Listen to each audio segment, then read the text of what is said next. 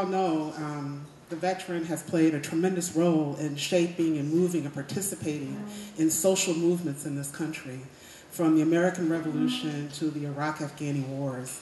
So on that note, I want to go ahead and sort of introduce how we're going to conduct the evening. We're going to do a panel. We have folks from, oh, here's another convener, Bill Bianchi. You thought you were going to get away. Bill Bianchi is another convener of the NRC, so he just came in. Welcome, Bill.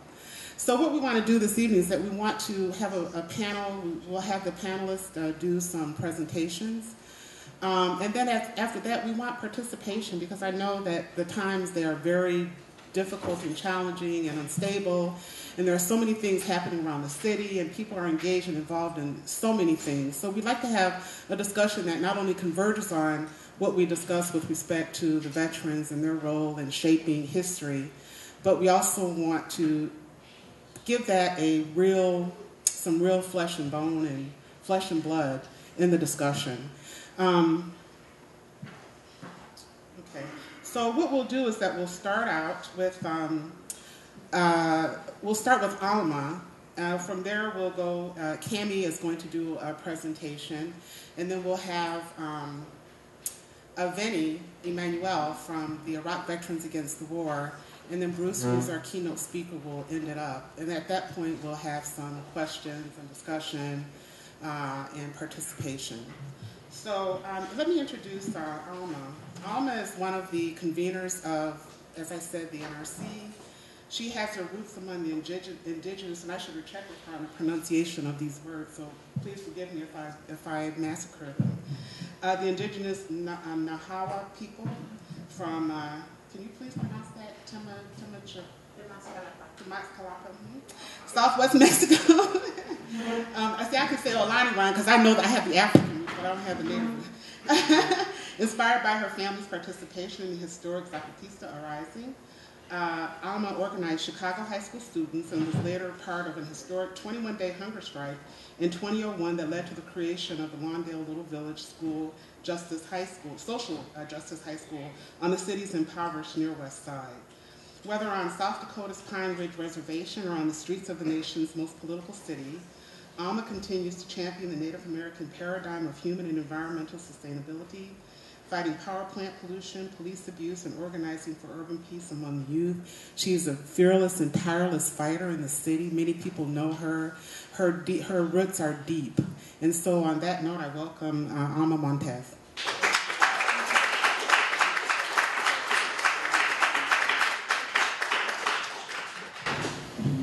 Well, if it's okay if I sit from here, would that be fine with everybody? Can everybody hear me clearly? Good. Thank you, Sheila, for that humble introduction. And really, the struggle that I come from is a continuous struggle that has been ignored or brushed away because of just the consistency of struggles that we get hit with on a daily basis on a different level. And my involvement with the Caravan for Peace that came through Chicago gave me a great opportunity to reconnect with the different stories coming from the southern parts of Mexico City and traveling across the United States. And the work that has come out of it is very important and very crucial moving forward. And would like to share quickly some of that experience through a report that I put together, just to make sure that a clear message was put out through the efforts of the many organizations that were involved. Credit is due to the many people that organized around the clock to ensure the success of this 6,000-mile caravan, led by Javier Cecilia, who is known as a very important icon in journalism in Mexico. And through his poetry, he took a very political action to stop writing poetry and instead share the story and the pain of losing his son to the gang violence affected by the war on drugs in Mexico City, and travel with a caravan of survivors coming from women, fathers, sisters, brothers who have lost someone due to the war on drugs in Mexico, and calling out the U.S. policies that have paid for this war on drugs in Mexico. So, like was shared earlier, I come from a very poor village in Mexico, the southern state of Guerrero. We migrated to the northern state of Illinois when I was a young child, shortly after this war on drugs was declared by Nixon. And I didn't know that, obviously, I was a child, but what was very clear was my experience that I learned quickly on what this war that was waged upon, and specifically I became aware because of where I lived, in the community that I grew up in as a young woman, known as Little Village community, or La Villita, for some of us that spoke Spanish. And this was a war that was vivid to me through the gangs, through the drugs, through the lack of schools and education surrounding my community. And when we hear the word war, I want you guys to also think about the implications of what that means. That means that there has to be victims. That means that there has to be money, aggressors. There has to be a base to which to have the elements for it to be created and called a war. And when we declare a war on the poor and its effects on the impoverished generations that it has and implications that it can have in a community, we all know the results. We have a sky-high rocket of violence and a neglected community.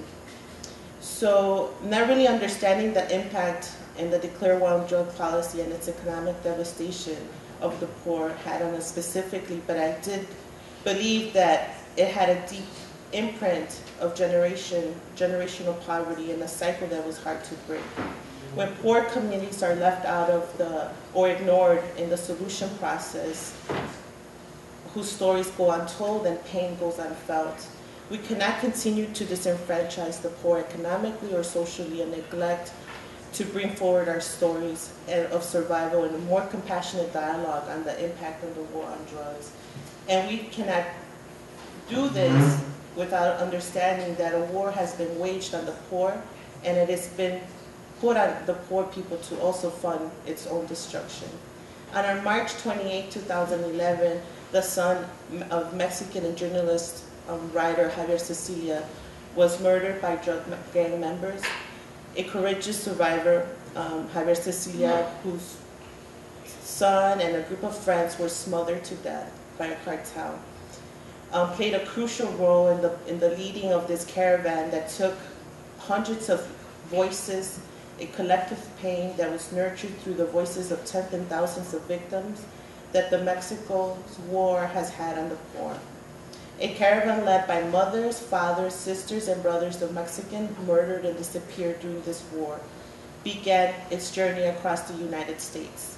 Beginning at the U.S. border near San Diego, California, where we see the sea connect both states, both borders, we've recognized that over 70,000 people have been disappeared and over 500,000 people incarcerated due to this drug wars.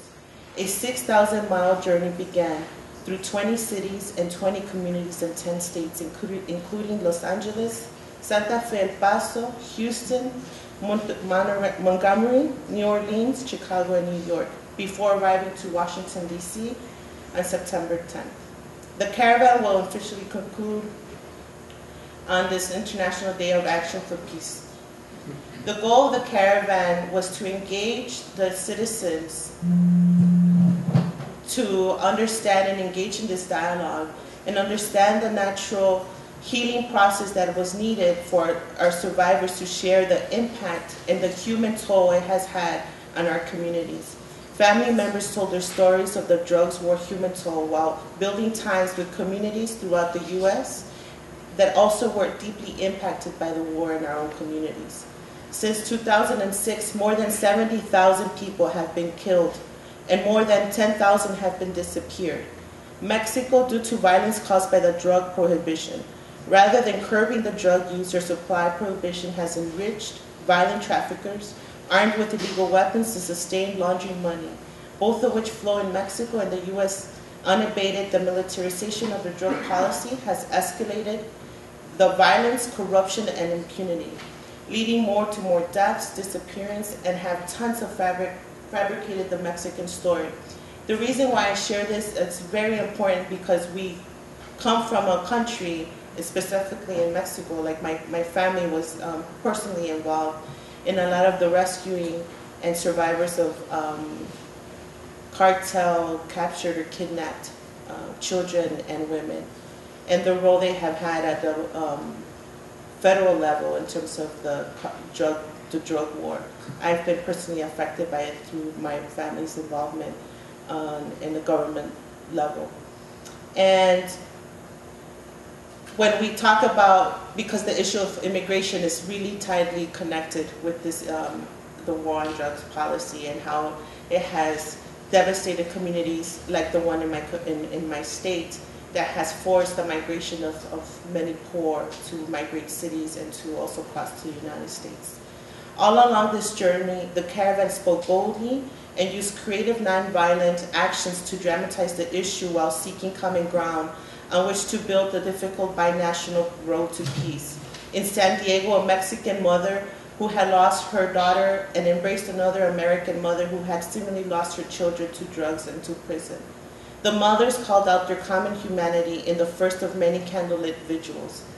Here in Chicago, when the caravan arrived on September 2nd to call for the end to the drug, more than 70,000 people, had I stated earlier, had resulted in the disappearance and death of that many Mexicans in Mexico. And also along with a violent weekend that had received the caravan when they arrived. We had a few shootings that weekend, 9, and if you recall, there was 37 people injured around September 2nd. This came as a strong blow to this caravan and a crucial impact that it has, especially on those that continue to be impoverished and disenfranchised, which tend to be the African American, Latino, and the poor whites of our city continue to be affected by this. No solutions have come out of our government when we talk about this solution on drugs and and the impact it has had, especially in communities of color and working class. We continue to see prisons as a coercion, as a way of substituting for the failures of other institutions in our society. Because education, because our work, because our labor tends to fail our communities, so we use prisons to imprison those who have failed their communities. What should be done to address this is as a public health problem instead as a criminal justice opportunity to continue to imprison our poor African American and primarily Latino men. One of the largest part of the caravan's goal was to also highlight the profit that is made, as many of us know, through the privatization of prisons, like CCA, which is one of the largest companies that profits in its clear investment in the prison complex system, where hundreds of companies are in the business of privatizing prisons and are in the business to keep them filled and drugged as possible. We have to look at this war on drugs, and has it failed? Or we have to have a really critical analysis and discussion when we talk about success. Because if we're looking at keeping a mass thriving institutions thriving with people, then it has been a success. This is the country that has incarcerated a lot of its citizen and population, when it takes only, we're 5% of the world's population and imprison 25% of our own population. So when we look at success, is that what we're measuring our numbers? Are we using the privatization of prisons as a success? Or is that what we're going to use when we talk about how great this campaign has been for the poor? So part of our solution for the Caravan for Peace was to call upon different agencies that saw the need and the urge to come together and make that connection when we look at communities and violence and how it plays to those that have very small and unpowered voices, to come together and form these communities, peace committees. And so we're looking at a series of community consultations organized and directly affected by those members to lay the groundwork for a citywide analysis that will almost inevitably include related issues like the housing crisis, the unemployment, the low wage and temporary jobs, police brutality, racism, and many others. A comprehensive community-based solution might include job programs for both training or unemployment. I mean, the list goes on. To receive neighborhoods devastated by this plague, we point to organized forums in which we can directly affect people, can begin to develop an agenda to address the violence, drugs, and gangs. The Caravan for Peace with Justice and Dignity, and all of those who have supported the committee and the work continue to support its profoundly and transformative goals, can be a proud role that many of us have taken and a dedication that many of us are continuing to foster and develop to reshape our continuous societies. Thank you again, but I also want just to highlight that the work has gone now nationally. The work that led from Chicago through the collaboration of many non-for-profits and religious and clergy left a really impact in the hearts of the survivors that left through the caravan. And they took some of our exercises that we were able to share to other states and share some of the healing tools that we are using through our different work that we're using in our struggles. For example, we held a community gathering and we facilitated healing circles where some of the survivors were able to hear and share each other's stories, and also share some healing and grieving processes to foster that and heal that pain that many of, especially our women, are carrying, and many of our fathers are not knowing how to express because of all the taboos, cultural taboos that they might have, where it's not allowed to be a man and express the pain that you have to losing four of your sons to a drug cartel and have them torture them and disappeared and not know anything about. And so with this type of work, we're able to connect with other groups like CAMI, who is an important group in our communities because they tend to highlight some of those stories that don't get heard or don't get shared because of the heavy political pressures that it carries to have somebody enrolled in the military and then have them disappeared. So those are the stories that I would like to also share through CAMI. We're very happy and honored to have them here at the table, and survivors of stories that can share that pain, but also an important organization that is here to also take stand and stand strong in a solid voice that we are together and that we need to have that dialogue and go through that pain and also come up with those solutions. So I'm open to any questions if anybody would like to ask. Questions afterwards? Oh, okay. We can take questions. I just wanted to say I was a little derelict in my introduction, so that people understand what we're hoping to accomplish. Part of the reason that we wanted to talk about the Peace Caravan and to talk about violence and war from a domestic level is to show the connection that not just the United States, of course the United States drives this, but the impact of war at home and abroad. And there's no mistake that we have this so-called war on poverty, war on drugs. Everything is this issue about a war on something. But the process, as Alma was pointing out, I mean, the connections are so apparent. There's money to be made on these wars. I mean, and it's driven. And so all of these institutions and all of these processes get put into place, the prison system. It's really interesting. I don't know if people know, but in California, they struck down the 3 strikes you're out. Right. Yeah, so they struck it down.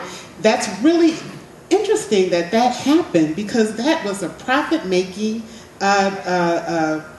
endeavor in California. And the fact that it was struck down in this last round of elections is really interesting. I'm interested to see how that's going to play itself out in California.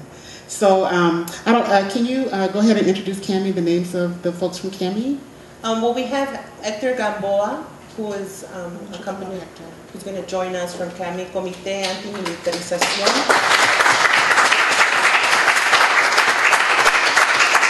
And they have been key in educating, especially the Latino communities, Spanish-speaking communities, or just Spanish-speaking families on some of the risks and some of the stories that get untold, like I said earlier, when their children are joining the military and confronted with some of the racist policies and get tied in this cycle of violence. So through their experience, you know, they can share that. Gracias. Thank you, Alma. For those of you that don't know, CAMI stands for Comité Antimilitarización. In English, that means Committee Against Militarization. Basically, we started our organization when the Iraq War started, and we did it to try to deal with some of the issues. Some of our members experienced a lot of losses, personal losses of their kids in war. Juan Torres and his son in Afghanistan, and Gloria Barrios, her daughter, was killed on base here in Wichita, Texas. Wichita, Texas, and on base she was raped and killed and murdered. And to this day, there's no word of what happened. There's no responsibility from the Department of Defense or the military, or whatever. Just shows you how they don't really care about that. So the committee started doing workshops in the high schools to try to deal with the aggressive military recruitment of our high school students. And then we moved on to a broader to commit to militarization in general in society. And as we see, as Alma was talking about, the militarization overall that's happening in our society, the prison complex system, the militarization of the border, the militarization of aspect of what's going on in the drug cartels, the Colombia plan, the Pan American plan. All these are all connected. Like you were saying, there's a lot of real clear connections, and they're becoming more and more obvious as the contradictions become clearer for everybody to see. Not just the intellectuals and not just the ones that do a lot of reading and pay attention. But everybody's starting to see that more and more, as you see in some of the elections, like you said, the 3 strikes, you're out. How can I stop this so it goes by itself? Is it going by itself? Yeah. It's like in a slideshow. Okay.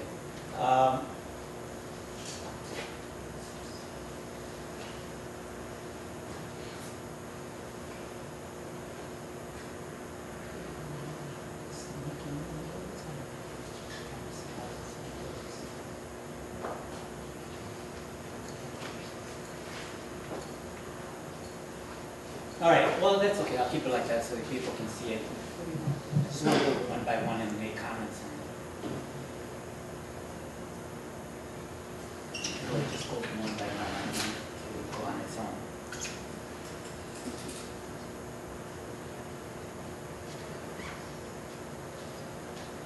Okay. Basically, my role was to kind of try to put a little frame as far as I know everybody kind of knows all this, but just for purposes of getting some baseline stuff, this is a slide about the militarization versus the social spending. This is a 2006, mind you. It's a lot higher now, but it just shows you compared the differences of where the priorities are of this country, of the ruling class here in this country. In 2008, it's already at 666. So that's it. That's interesting. You want to look at it. You want to look at it as the sign of the devil. And then this is the proposed for 2012. Again, you see the heavy emphasis on the military portion. I mean, everything that the U.S. spends goes on into the priority is military. Okay, now this is an example of what you're paying for, what you're getting, and the cost of. And these are 2006 prices, so it's a lot higher now. But one cluster bomb can educate.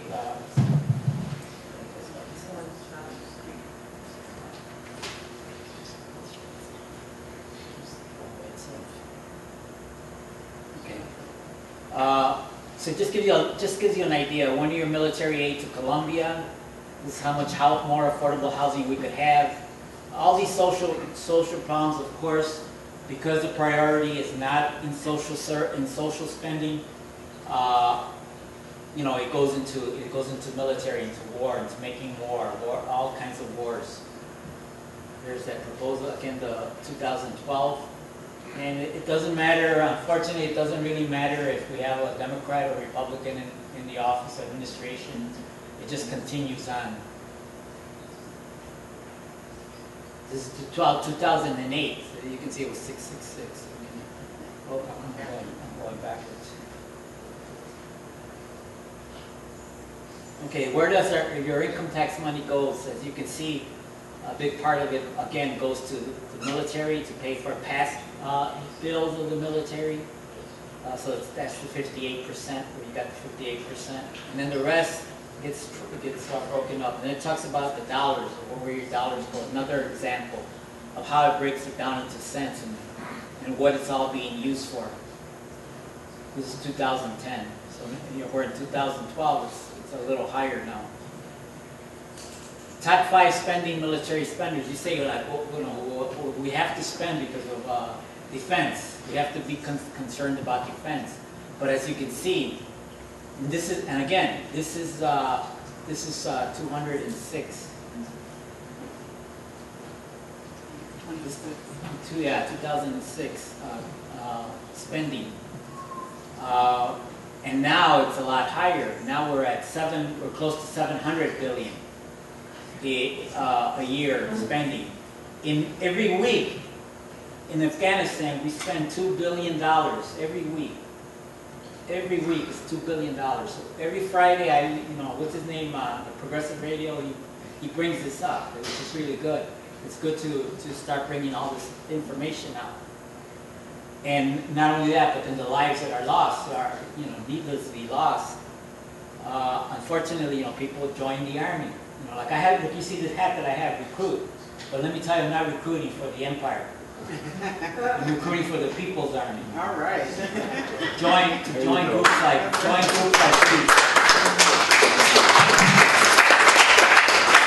And that can only happen. I was lucky enough to get involved as a high school student in the Chicano movement. In the Chicano movement, one of the things that it did, it raised enough consciousness to know that you don't join the military. You look for another way out. You don't allow yourself to unless you get drafted. You have no choice. But you don't go and volunteer because you think, you want to be macho and all that stuff. Especially, there's no consciousness there. But when you have consciousness, you can't join a gang like that because you know what they're about. They're not about saving anybody. They're about protecting the wealthy. And so that's why sometimes I get upset when everybody romanticizes military people so much. They make it sound like it's a big thing. It's not. It's just that you were dumb enough to join, or you were in a situation where you didn't have enough consciousness to fight back. Now this is a two-headed monster, the myths and the conception. The whole concept of what you guys are talking about, our war is not only abroad, but it's right here at home. Our war is at home. This is where our war is. Fighting on immigration, fighting the incarceration, fighting all the struggles that we have here, all the contradictions that we have here at home. We don't have to go and fight in Afghanistan or anywhere else. This is like, again, the sacred cow. The Wall Street and the military-industrial complex. Those guys are hardly ever touched. Because even if you were to cut the budget in half for the military, you'd still have more than anybody else in the world. You'd be able to destroy the world so many times. Justifying militarization. The hidden hand of the market will never work without the hidden fist. McDonald's cannot flourish without McDonnell Douglas. The designer of U.S. Air Force F-15s are the hidden fist. This is a quote from Martin Luther King. Very so true. He talks about the giant triplets: racism, extreme materialism, and militarism. Those are all three things that we are experiencing right now in our nation. So what can we do? We can work for peace, work for justice, educate ourselves and our families and our co-workers, and organize people to join groups like this one. Join groups like revolutionary, networks for revolutionary change. That's why these organizations are so important, because once you transform, especially veterans, when veterans get finally transformed in their consciousness and that they become clear of who the real enemy is, they need organizations like this to link up to, so that they can, that expression, they can express that and turn it into some reality, into activism. You need those organizations to help you reflect, to help you continue developing the theories of how we're going to fight this. Because one of the things I like to say is that if you just do action all the time without any reflection, without any theory, that's dangerous. But if you do nothing but reflection or nothing but theory, then that's futile. And no action, that's futile. So you have to have that good balance of both. And that's why organizations are important. Organizations like these are important so that those veterans that are getting transformed and finally realizing who the real enemy is and want to change and want to do something different, they can find a home. They can find some place to work out of. They can find a base of operation.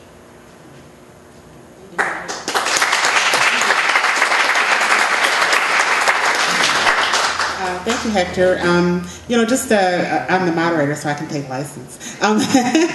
But one of the things I think that's important, in our country, people are impacted by ideas and institutions, and oftentimes we do the thing that we think is appropriate and the best. And I know my city, Flint, is, the recruiters outnumbers the school counselors and social workers. But the poverty and unemployment rates run at about 85% in a lot of those communities. What options do you think those children have? Where do you think that they're going to go in order to find, the stability? And military often becomes that. So I think one of the other things to note too is that we're in a period in our history where the biggest profits to be made comes from war. I mean, we're in an endless war against terror and just an endless war.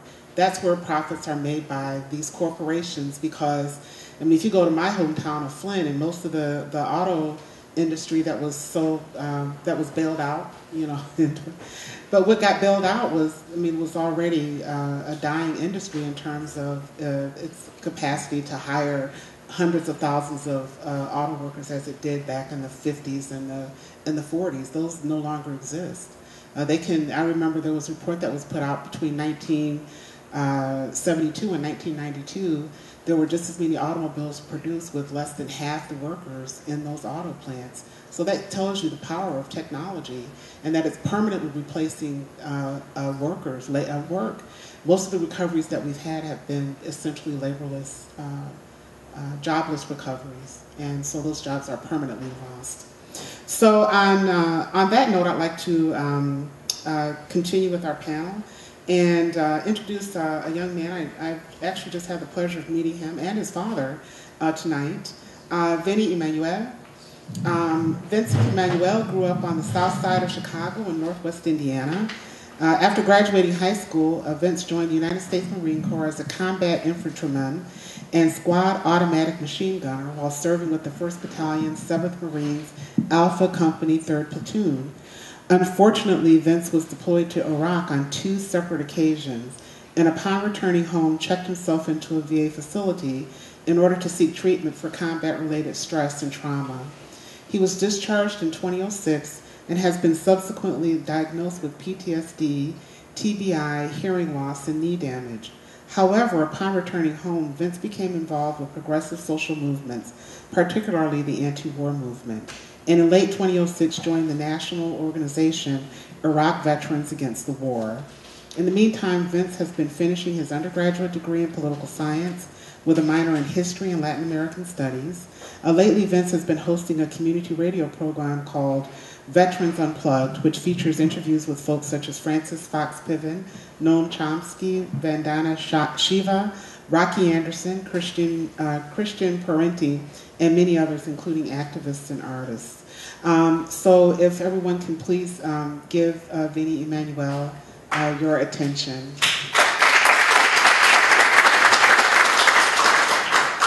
Thank you for inviting me. I want to tell Ray thank you, first of all. He also told me I could speak about whatever I'd like to speak about this evening. And because there's so many Veterans Day events and we have 45 minutes for a Q&A, I will leave the specifics about what Iraq Veterans Against the War are doing, how we're organizing, and what our strategy is for the Q&A, because I think that'll be more useful.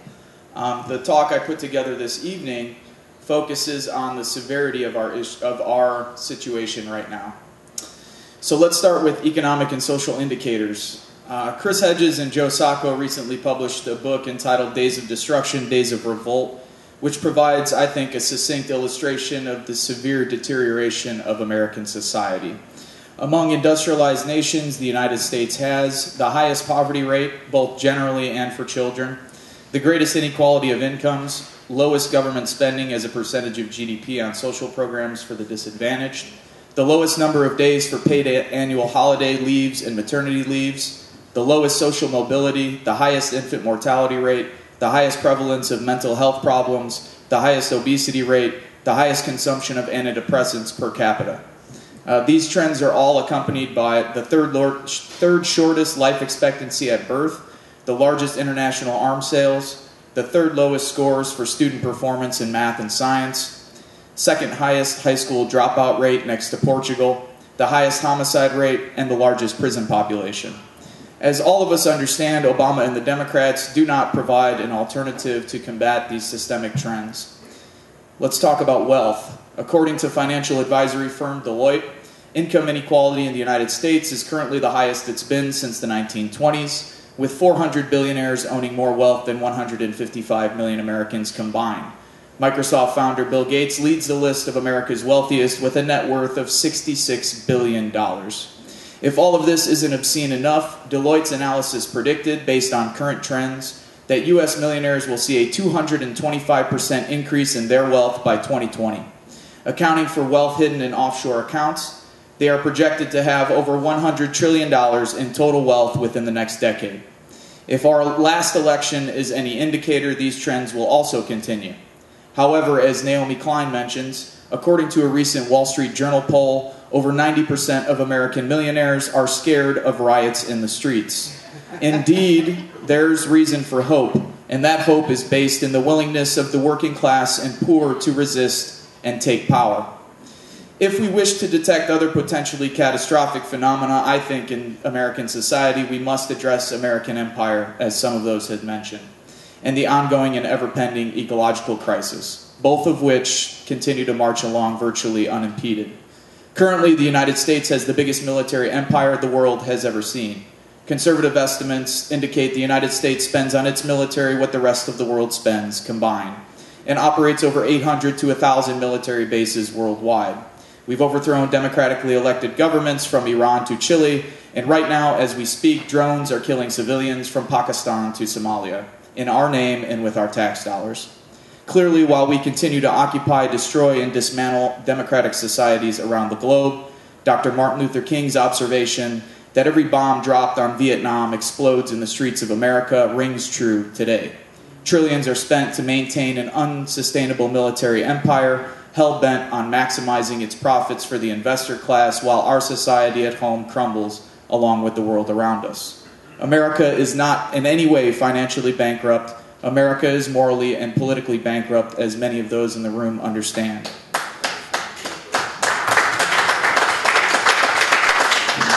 Moving along, we should immediately recognize climate change and ecological devastation as the most pressing issue of our time.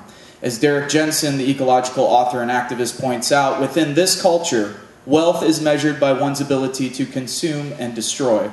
A groundbreaking marine voyage by scientific vessel Tara recently revealed the disturbing state of the world's plastic-filled oceans. Chris Bowler, scientific coordinator of Tara Oceans, regretfully notes that plastics are now found in Inuit mothers' breast milk.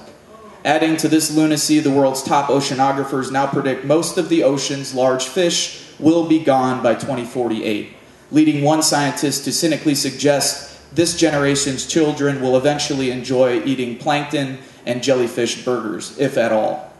For more evidence of our ecological insanity, Natural News reports the cost of genetically modified corn and soy feed for conventional cattle is surging so high and availability plunging so low as a result of persistent drought conditions and resulting crop failures that conventional feedlot farmers are now feeding their cattle corn syrup-laden gummy worms, marshmallows, and chemical-laden ice cream sprinkles, among the many other junk foods now being served to American cattle to compensate for the drought that's caused by climate change.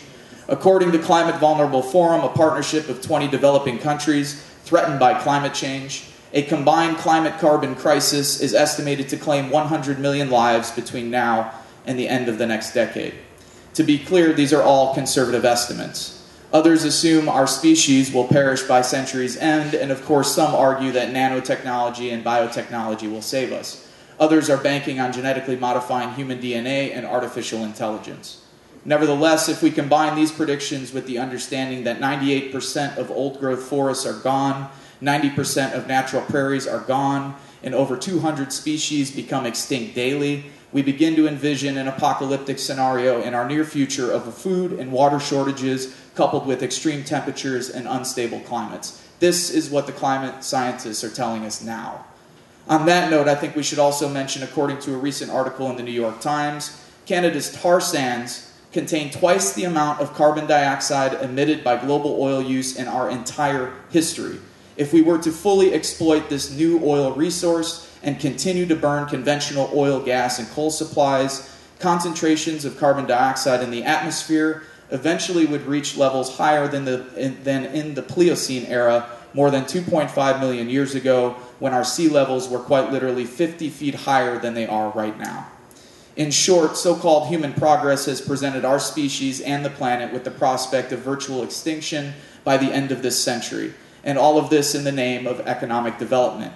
Indeed, as the great evolutionary biologist Jane Goodall mentions, an infinite growth economic paradigm within the context of a planet with finite resources is quite literally insane. So, what about Obama? Interestingly, Obama's 2008 campaign won the prestigious Advertising Age's Marketer of the Year award in 2008, seemingly for their ability to effectively hoodwink the vast majority of American citizens into believing, in John Pilger's words, that Barack Obama represents anything more than a corporate marketing creation akin to Benetton and Calvin Klein. During one of our interviews, philosopher Simon Critchley and I observed that Obama often serves as an opaque blank screen for American society to project both its collective fears and anger upon, and also its hopes. In short, while analyzing our material existence, I think we also must consider the psychological mechanisms at play during what Chomsky calls our quadrennial election extravaganzas. Thank God it's over.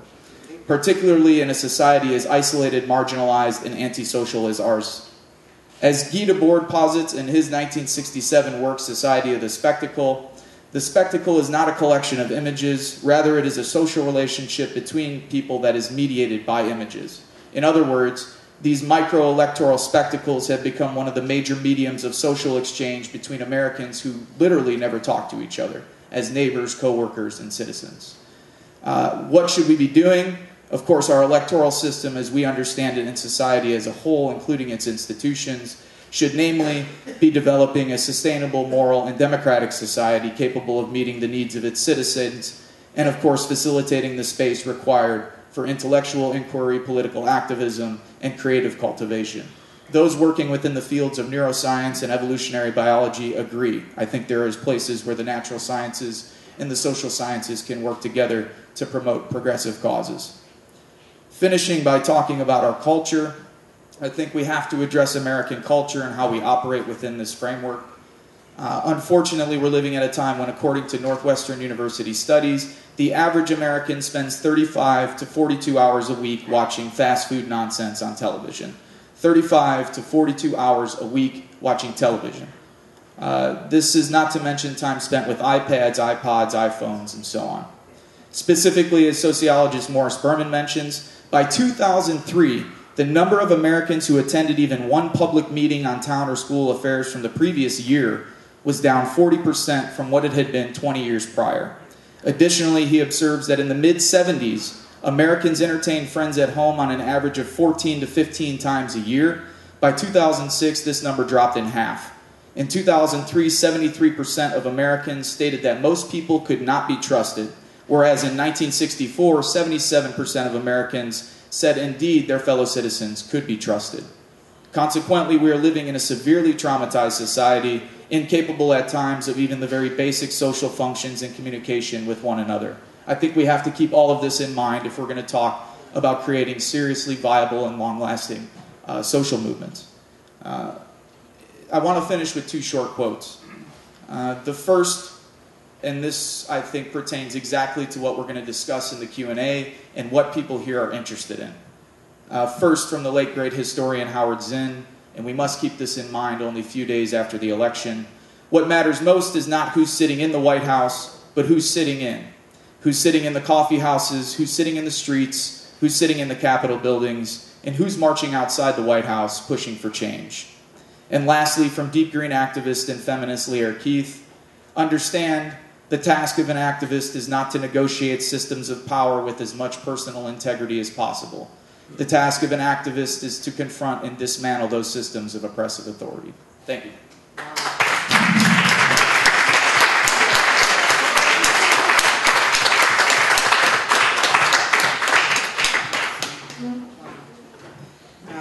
Thank you so much, Vinny.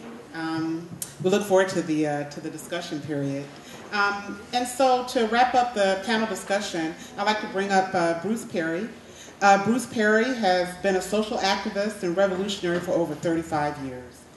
After serving in Vietnam in the infantry, Bruce dedicated his life to the struggle against war, for social justice and equality, and in the struggle for health care and veterans benefits, against homelessness, and for equality for women's services in the Veterans Administration. A highly informed and powerful speaker, Bruce has enlightened thousands with his clear and inspirational analysis of the historic, economic, and social changes driving the revolutionary process today. With Lenny Brody, he is the author of The Decline of the Industrial Proletariat and the Transformation of the Working Class. And then he was a 1968 graduate of the U.S. Military Academy at West Point, served in Vietnam with the 1st Battalion, 8th Cavalry of the 1st Cavalry Division from 69 to 71. I've known this guy for years. I didn't know all this stuff. At various times, he was an infantry platoon leader, an infantry company commander, as well as the battalion air operations officer, office in the battalion S4, that's supply officer. He received the Silver Star, 5 Bronze Star medals, the Army Commendation Medal for Valor, and other awards for his service in Vietnam. After Vietnam, he served 3 additional years, including attendance at the Army's Infantry Officer Advanced Course, from which he was the Distinguished Honor Graduate. After service, Dr. Perry attended graduate school at the American University in Washington, D.C., earning a master's and doctorate in economics. He taught at the University of Baltimore. He was active in the veterans movement and the social movement for peace and justice in Baltimore, and since moving to Chicago in 1987, has been an economic consultant in management, has continued his social activism. Bruce joined the veterans movement in 1979 in Baltimore, where he was involved in the formation of the Baltimore chapter of the Vietnam Veterans of America and the local organization, the Fraternal Order of Veterans. He served on the national board of the National Association of Concerned Veterans and has been a member of Vietnam Veterans Against the War since the early 80s. He has served as the Secretary of Veterans for Unification and is a member of the Mayor's Advisory Council on Veterans Affairs. He currently serves as chair of the Coalition of Veterans Organizations. So on that note, I'd like to introduce to you our keynote speaker, Bruce Perry, Dr. Bruce Perry.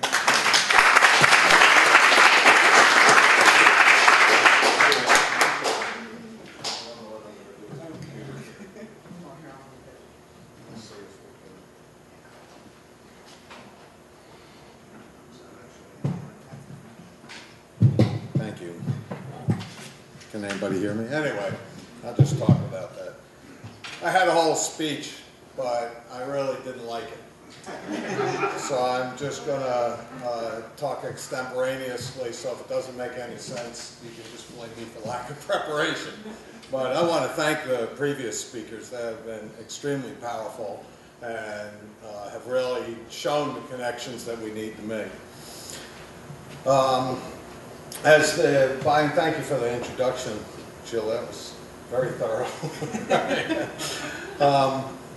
As the bio said, I went to Vietnam in 1969. I was in the infantry, and we basically worked in triple canopy jungle.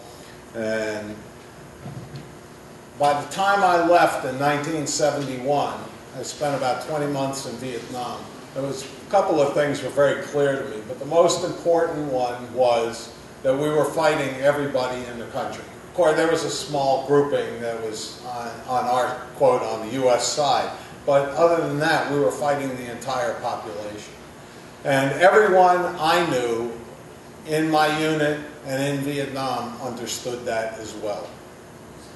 Now, the connection that I made was that I have grown up with a firm belief in democracy. And if you believe in democracy and you're fighting everybody you're fighting is on the other side, you're on the wrong side. It was simple as that for me. And I came back here with this understanding that we have been fighting on the wrong side.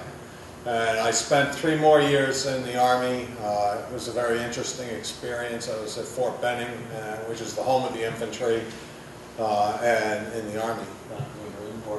Happy birthday to Marine Corps today. We had 25,000 officers. They all been to Vietnam, and nobody was talking about the war. They were telling little war stories, but nobody was talking about their experience there. I spent 3 years back there at Fort Benning, and then they sent me on recruiting duty. And I had 2 options, either go to recruiting duty or get out of the military. And I told them at that time that I would do anything that they wanted, but I would not recruit somebody else to do it. And I refused to go on recruiting duty, and therefore I had to get out of the military. So I got out. And the reason, very simply, was that I knew we had been on the wrong side in Vietnam, and I wasn't going to recruit other people to fight, on the wrong side. And to carry out. I couldn't in any conscience. I'm beginning to understand the role of the military, and I couldn't in any conscience bring more people into the military, more guys into the military to do that. So I got out, and the first thing I did to demilitarize a little bit was make a trip around the world. I only got through Europe and Africa. I traveled through quite a bit of Africa, and I was sitting in a mud hut in Niger, contemplating what I was going to do with my life. And I was in this mud hut, and the question that came to my mind was, why is there so much poverty in Africa and so much wealth in the United States? And I understood that to be an economic question. And a guy handed me a book, Emil Burns' Introduction to Marxism, that started describing the class nature of society and the nature of imperialism and the nature of U.S. imperialism overseas. And I decided that was something that I wanted to study. I came back to the United States a little while later, and I decided, and I began to learn some things, and I began to learn that economics was fundamental. Economics underlays the political, and social, and cultural struggle, or edifice, if you will, of society. And therefore, I went and I studied economics, and as the bio said, I got a degree in economics, and I taught it for a number of years. And I did that because I understood it was basic, and I wanted to understand how society worked and why society functioned. And I tell that story for a simple reason. I want to tell you a little about the economy. We've already heard quite a bit about it, but I really want to just talk a little about how the economy is changing and why I believe, despite the fact that how many people are alive, or how many hours of TV are they watching? 42 hours of television, that I still believe that we live in a profoundly revolutionary time, and that the movements that we're seeing, the growing resistance to the kind of oppression that we all see and to the kind of society that we're living in, it has traction and why it's there. And that begins with an economic analysis. When I went to Vietnam, things were really different. In fact, it was 41 years ago I got back. And in that 41 years happens to be the exact period of the electronic revolution. The microprocessor was actually invented in 1968. It was first implemented in the early 1970s, right as I was getting back. Of course, I didn't know it at the time, but that's what was going on. And the first personal computer invented by Wozniak, the Apple I, was invented in 1975 and marketed in 1976. And that, of course, has revolutionized the entire economic system that we live under.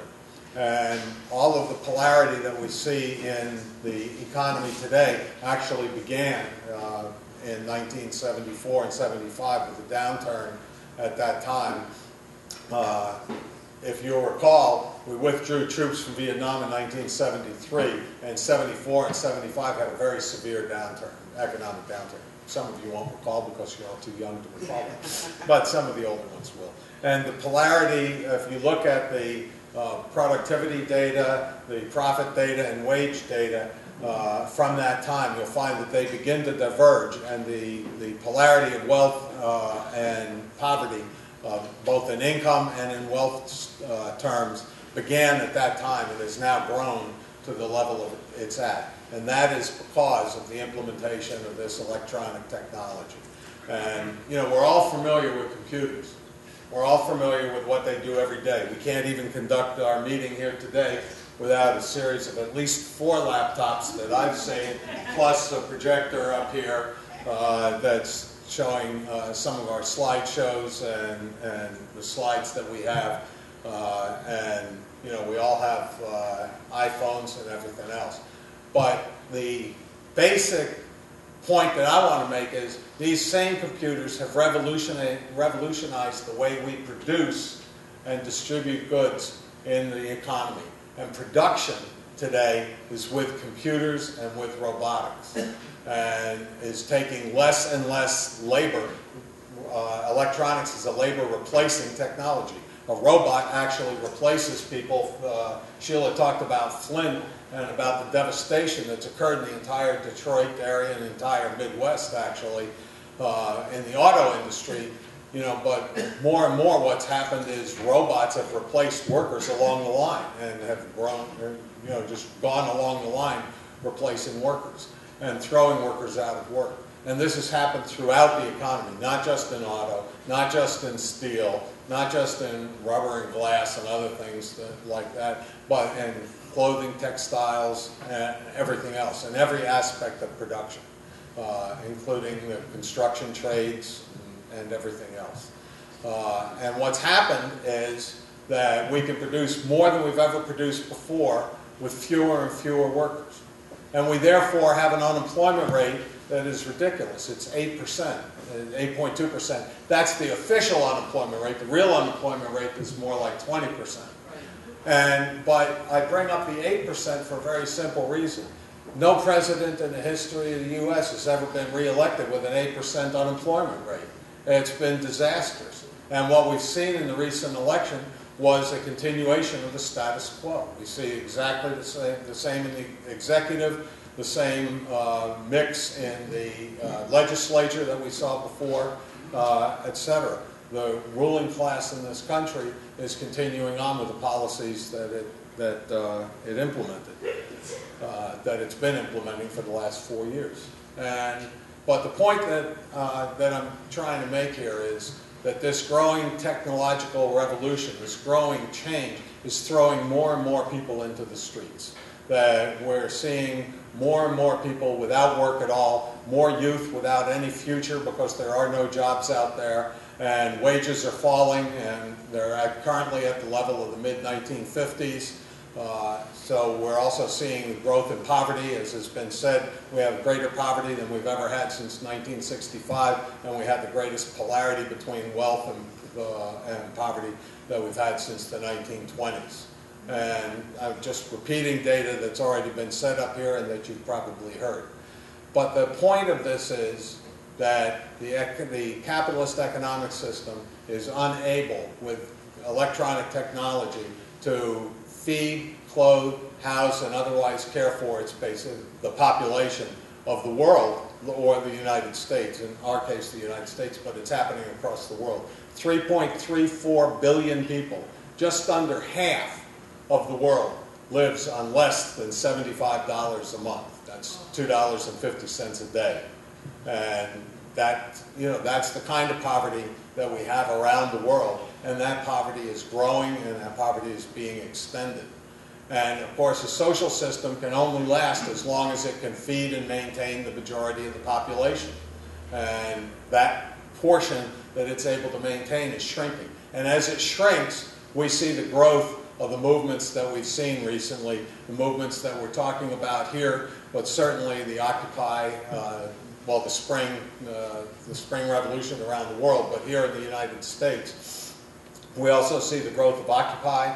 We see the growth of movements in each of the states, the Wisconsin uprising against collective bargaining, the Ohio fight also against collective bargaining, Indiana and Iowa, other states that we're starting to see resistance growing and a collectivized movement of people across the United States in reaction to this kind of enforced poverty.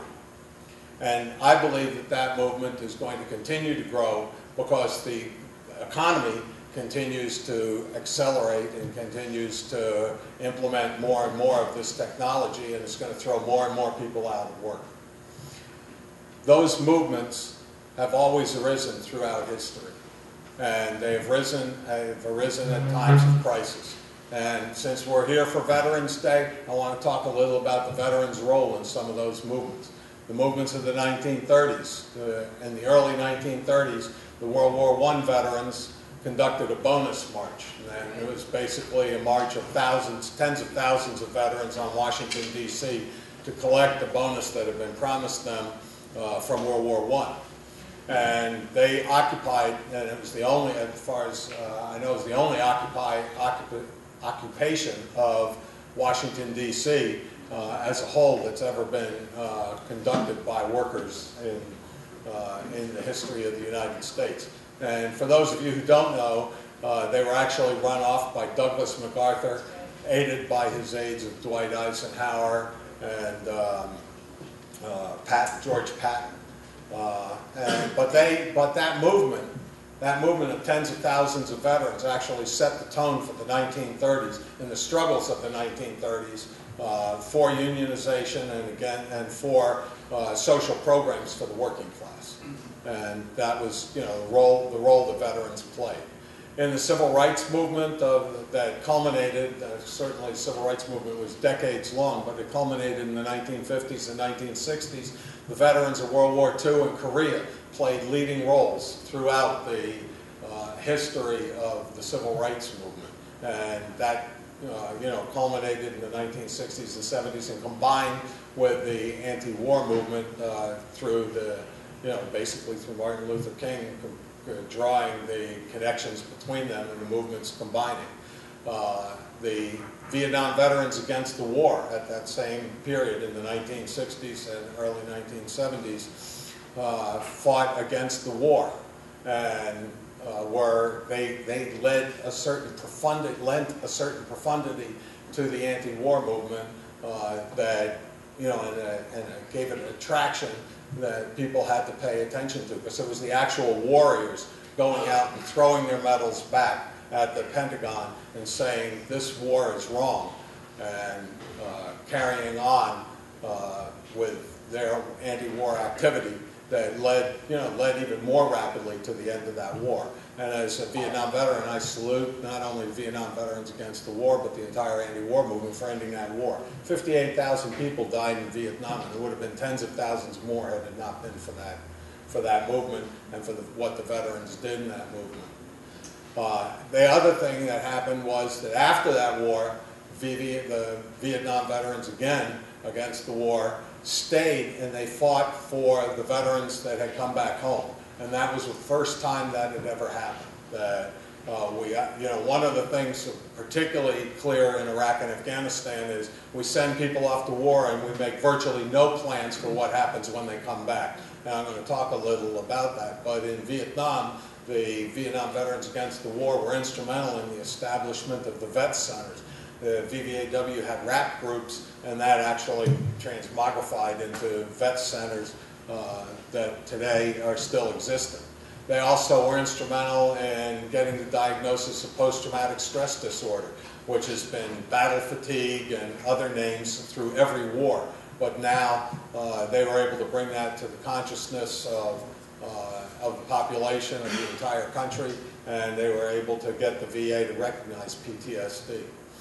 And they were also instrumental in shining a light on Agent Orange, which has disabled tens of millions of people, both in the United States and in Vietnam. So they played a huge role.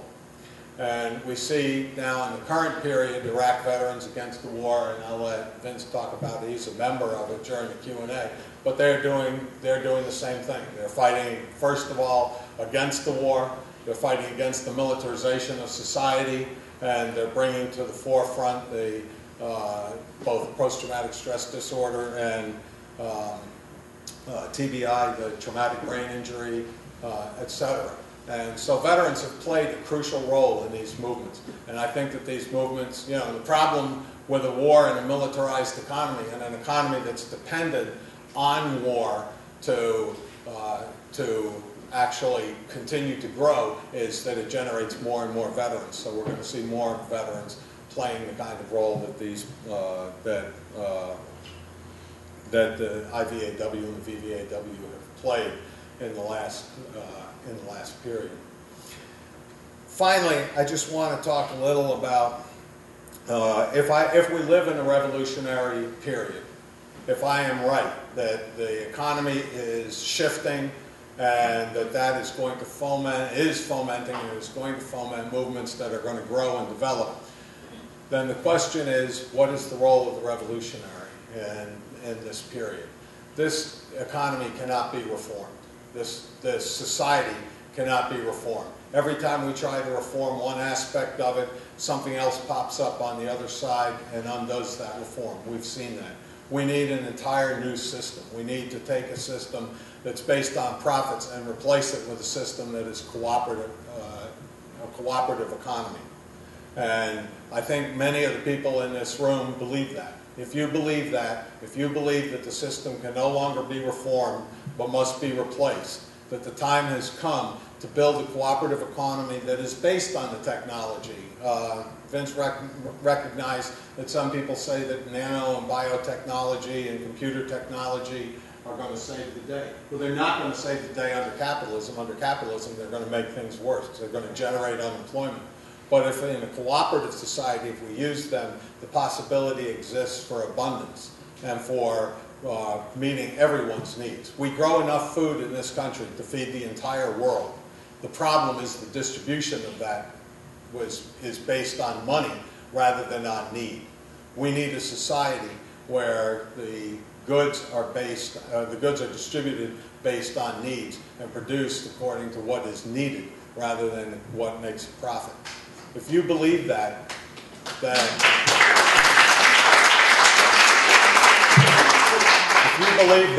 then you need to join the Network for Revolutionary Change. What we basically have done is formed an organization whose purpose is to bring all of the revolutionaries in this country together. And we believe there are tens of thousands of us that have these basic beliefs. And we're trying to form a network form of organization that will pull all of the revolutionaries into one large communicative network, one large, I hate to use the word organization because a network's not quite an organization, it's a network. And what we want to do is grow that network so that we're communicating with each other and taking these scattered, nascent, and isolated struggles that we see all over the country and join them together in one strong, united effort, and one movement that will fight all aspects of this, from the peace caravan to the militarization to the veterans movement to health care to all of the rest, the fight for jobs, and all of the rest of the movements. Bring them together and have people talking to each other and communicating with each other. This has never been done. It can't be done on an ideological basis. All previous formations have been on the basis of ideology. We want you, if you believe we have 4 simple principles, but the basis is if you really believe this system needs to be changed, then we want you to join the Network for Revolutionary Change. And the applications are right back with Ramiro, who raised his hand right there. All right, and all you got to do is fill out an application, and we hope that you'll join with us and help bring this system to an end and help bring to fruition the new world that's really possible today. Thank you very much.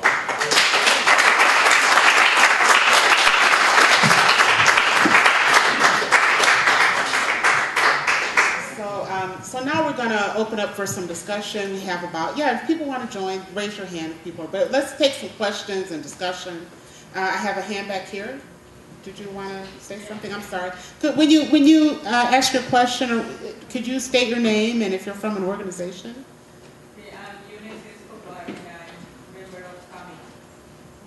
Just wanted to say that I'm very glad you mentioned this unity, and that was actually the idea that I had, that I was going to bring to the table. And I think my friends that hear me last Saturday talking about Afro-Colombians, I'm from South America, and I have been living through my life through Frente Unidos, or United Fronts, to make change. And I keep telling everybody that I just cannot understand why in the USA we have not been able to do something like that. And we see it in South America. Change has happened because all the organizations have created some minimum principles of unity and have changed governments. And we have in Honduras a very strong Frente Unido de Resistencia, resistance from United Front, and I think that this is extremely important. We are at a time where we need to do this. I don't know anything about your organization, but I was thinking to tell Kami that that was our next step. So I'm very, very excited that you say that, and I'm on board. Can I use the mic? Absolutely.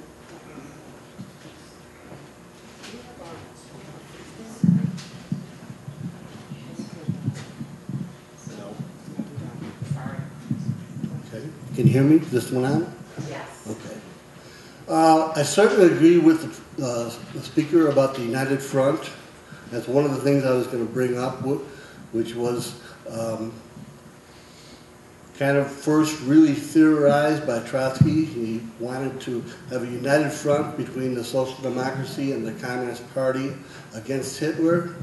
Unfortunately, the Stalinists refused that, and that's how Hitler came to power. But that was not the first thing I was going to mention. But when somebody said United Front, I just had to agree with that. The United Front is very important.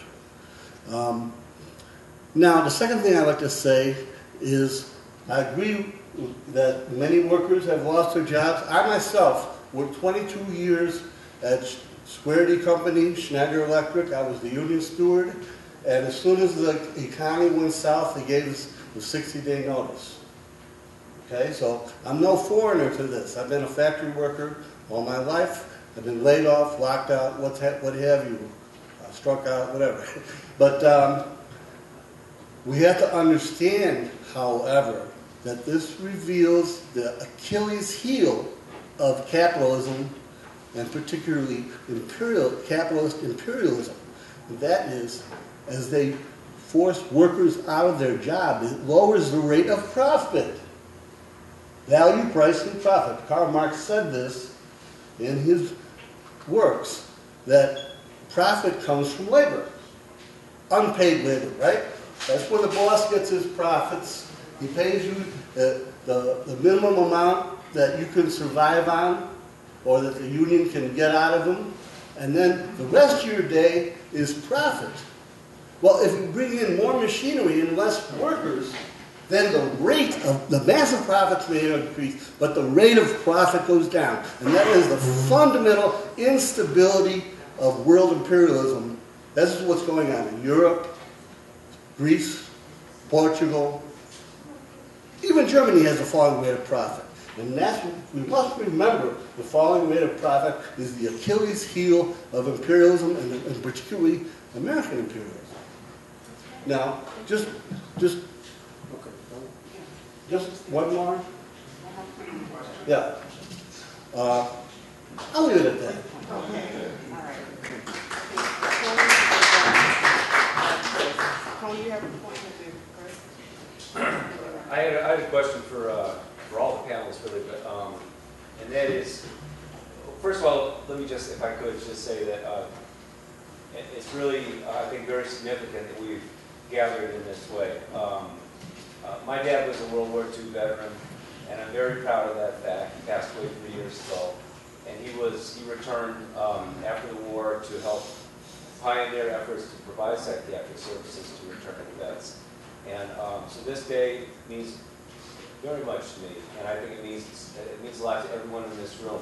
And there are veterans here, maybe not of a declared war, but as Alma was describing, there's veterans of other wars that are going on every day in America and across the world. So I think that the basic idea we're expressing here of unifying all these scattered fronts is consistent with what we're doing here today. My question to the panel, and I wanted Vince to specifically talk a little bit about the IVAW. It's been such an important contributor, as we've seen in the last few years. I mean, it was really heartwarming to see the emergence of an organization like IVAW. And I wanted to get a sense of what the perspective of the organization is now, and how you see, the role of the veteran within the broader process that we described here today. But I wanted all the panelists to address that issue as well. Well, first of all, I think part of what we're trying to deal with is to expand our vision.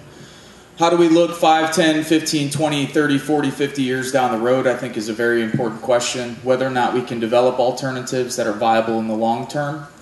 Of course, with a name such as Iraq Veterans Against the War, that somewhat limits us. Part of what we're trying to do is go through a vision, value, and missions change. Maybe restructuring the organization in significant ways, which would include also changing the name, possibly to encompass the global war on terror and or to encompass the military empire. So that's a lot of the things we've been trying to do as an organization, is to hash these things out. As one of the previous speakers mentioned, we've done a lot of actions, but we also believe that we're going to need theory and reflection. We're also very young. You have 18, 19, 20-year-old veterans who are trying to organize these organizations, of course with help from the Vietnam generation. But at the same time, you're dealing with individuals who are severely traumatized. These are people with psychological issues, physical issues, mental, emotional issues. And I don't want to victimize veterans, but I would like to say that those are the realities we're dealing with. As far as the organization's concerned, over the last year and a half, we've conducted solidarity actions in the Capitol building in Madison, Wisconsin. We were there to call on the National Guard to not deploy against workers in the state of Wisconsin, handing out leaflets and attempting to organize the National Guard units there. And I think to cut myself short, because I want to hear what everyone else has to say, the role of the veteran in these movements, I think, was illustrated quite clearly by Mr. Perry.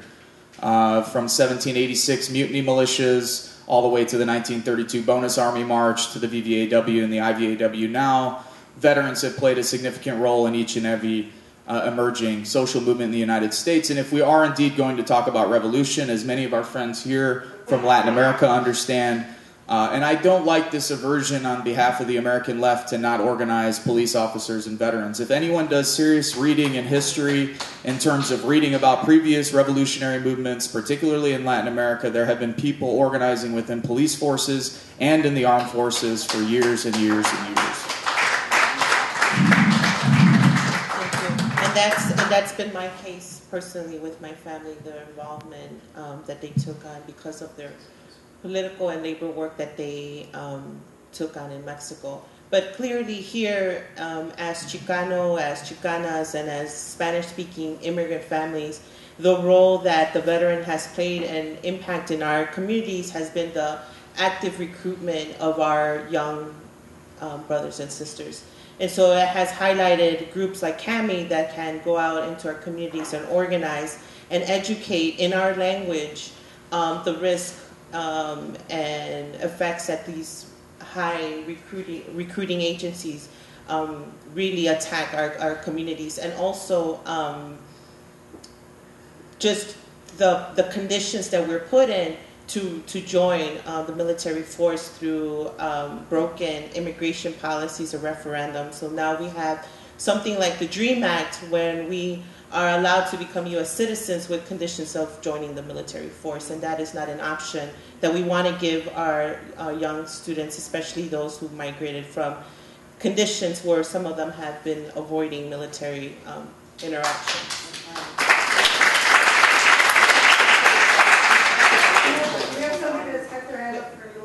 I got it, Camille, thanks. The sister over here had her hand up, and then the sister over here. But I wanted to make sure that Bruce wants to say something from the panel first. Well, I think that it's pretty obvious. Veterans, have a level of organization and experience that lends them to each, that makes them very strong members of any movement.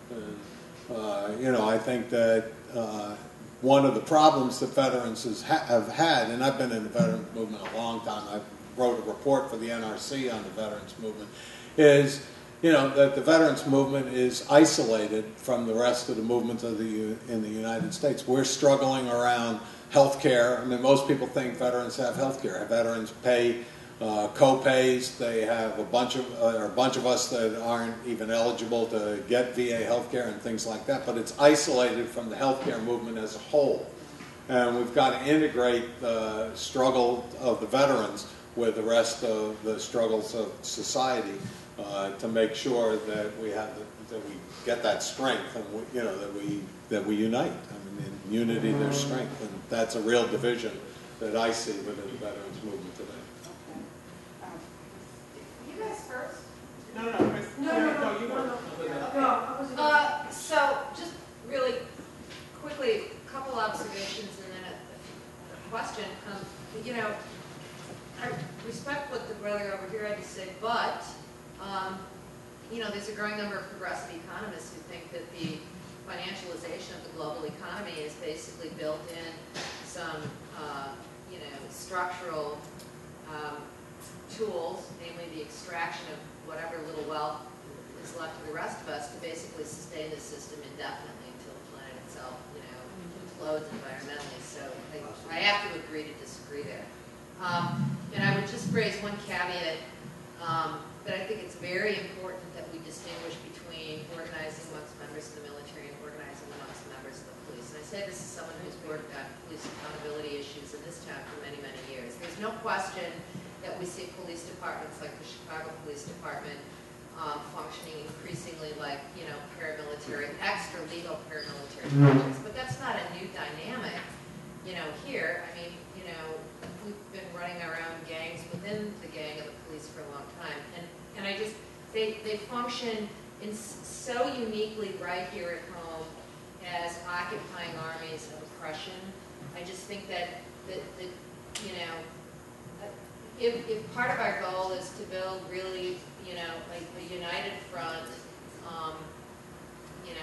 project, network that really embraces all, I think making common cause, is a leading issue with the police and the kinds of daily abuses that they commit on cities like Chicago and communities of color is really potentially problematic, and that's a very different constituency than talking to veterans in those very same communities that have served. So just a little, point of concern there.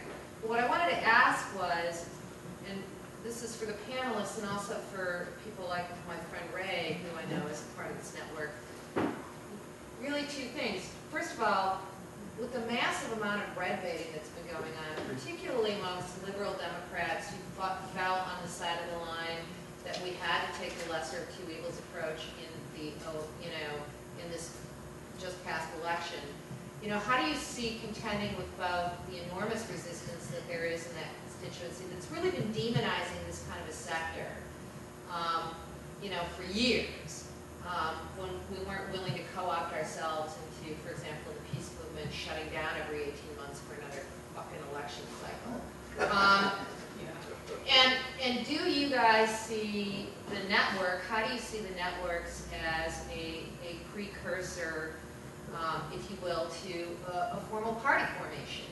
And if in fact it is functioning as a precursor to that, how do you avoid the trick bag of what's really marginalized and defang other party formation endeavors like, the Labor Party, Labor Party advocates, the Green Party, which is in various states of disarray all over the country, not all over the planet, but certainly in the U.S., or, for that matter, projects like the Party for Socialism and Liberation that, our pals, particularly on the West Coast, but in other parts of the country as well, are pushing for projects like cancer. Few simple questions. Yeah, just a few simple questions. Can we like stack that and then, because there were two people that were waiting. And you can ignore them. We're not going to ignore them because they're important questions. But the sister over here, could you tell us your name? And then Hector had a comment. I'm sorry, right here on the end. Yeah. What's your name? I want to hear the answer, but okay. My name is Maria. I just wanted to comment also on the importance of how people that are not veterans have been able to help veterans also get resources and things that they need in their health care. And I wanted to, like my brother here, Juan Torres, I don't know if people know who he is, but he's been working nonstop to find justice for his son, and not just for his son, but everyone who was affected by what his son went through. There is a film called Death in Background, and I don't know if people have seen it or even heard it. Unfortunately, I wish it was out there. I wish more people could see it, but we don't have resources, and I think that's why the importance of the network to try to get this out to the community is important. But again, I don't know how many people have seen this film, but Juan is very much part of this film. This is a father who spent his own money, went all the way to Afghanistan to find the answers. And through his process, he was able to bring attention to a drug that was used, which I don't remember the name of it, he can tell you, that was used to give to soldiers that had side effects of having soldiers commit suicide. And I don't know what other things that this drug caused. But I just wanted to address the importance of people like Juan who also provided help to the veterans. Hector, if you can make a comment, then I'd like to defer back to Ray on the panel to address the question. I wanted to answer the original question because I was one of the panelists. Okay. So I didn't get a chance. But basically, the role of veterans is just like anybody else's role. The role of students, the role of workers. The role it's to contribute to change the realities, to try to confront the oppression that we live under, and raise the contradictions, and try to make some changes. That's the role. Of course, we say that the veterans, because like in our situation in the Mexican community or the Latino community, we Mexicans have always played a very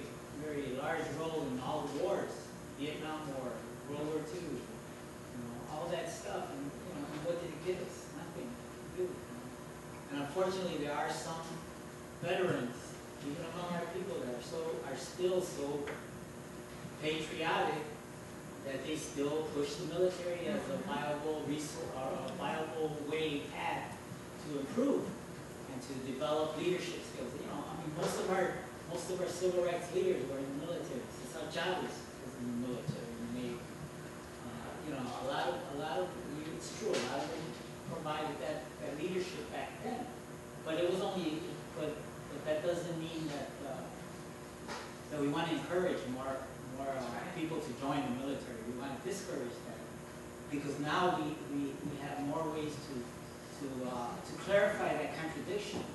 That joining the military is not an honorable thing. Joining the military is joining a gang of murderers across the world.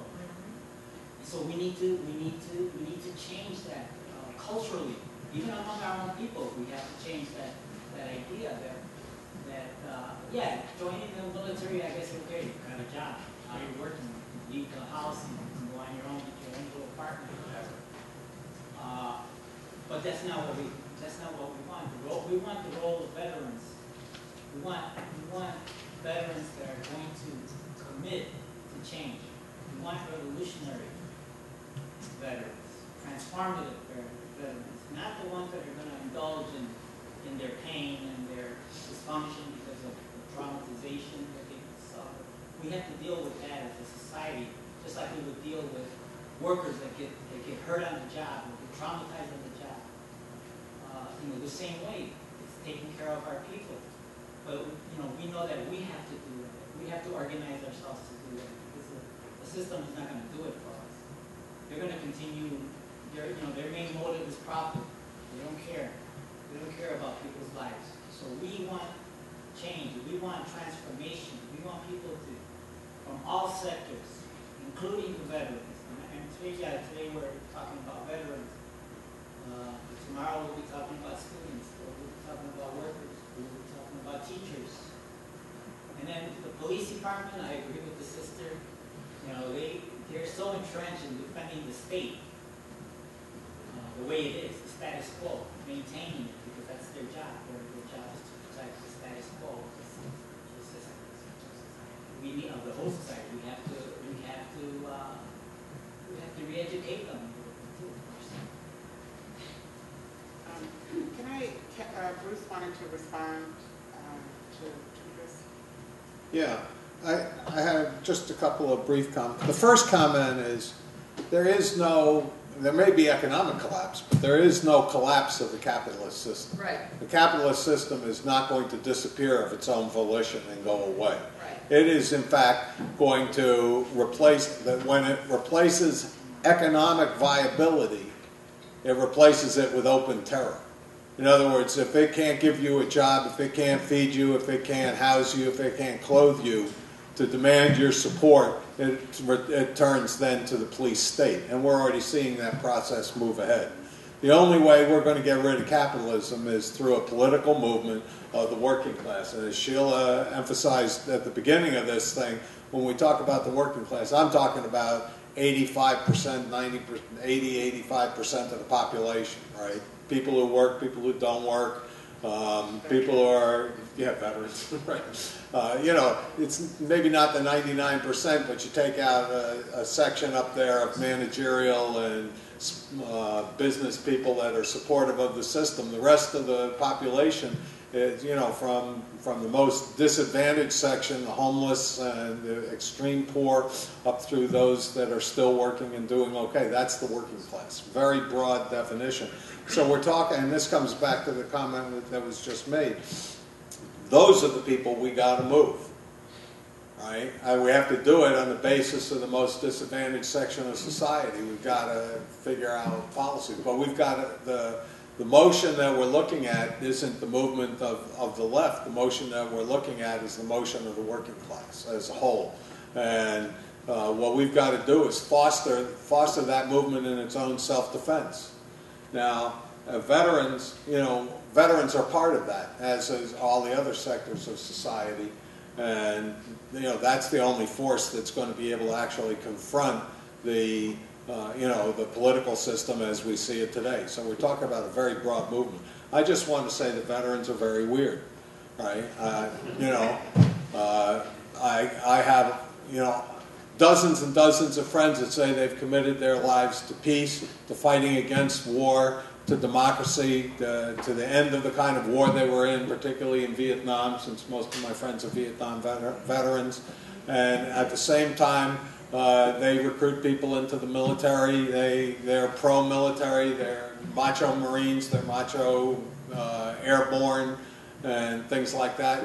Their politics are all over the place. They're just like everybody else, but they're a little weird, And, we've got to deal with that. And the same thing becomes true of police and everything else. Where we begin may be someplace else, but eventually we have to be in every aspect of society fighting for what's right and finding those people who want to fight for in defense of real democracy and real economic and social justice.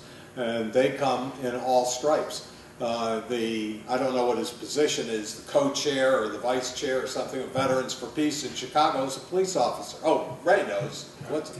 He's Northeastern right now. Okay. For the college, yeah. Okay, but he's a police officer, Yeah, but Lobo's an exception.